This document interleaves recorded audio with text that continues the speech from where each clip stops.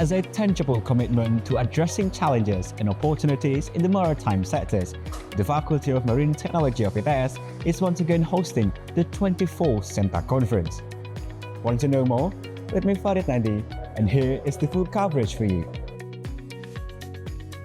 After more than 2 decades of successfully organizing international seminar on marine technology and application, the Faculty of Marine Technology ITS held the 24th SENTA Conference.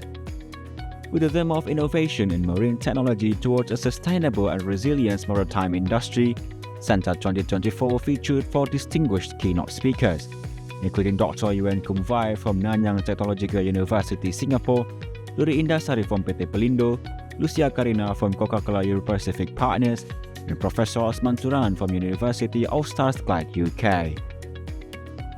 The speakers emphasized the importance of maintaining sustainability within the maritime industry and explore strategic steps to achieve these goals. I think one of the key challenge for Indonesia is that it is an archipelago country consisting of many different islands.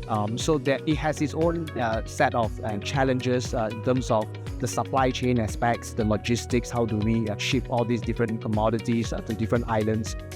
That is, of course, perhaps the main focus for Indonesia. From October the 31st to November the 1st, 2024, this event was also attended by researchers from various countries to present their research on sustainability in the maritime industry. A total of 98 researchers were selected to publish their papers in Scopus, SENTA, and IOP Science journals. In addition, the second day of SENTA 2024 featured a discussion forum attended by 50 maritime industries and maritime higher education institutions.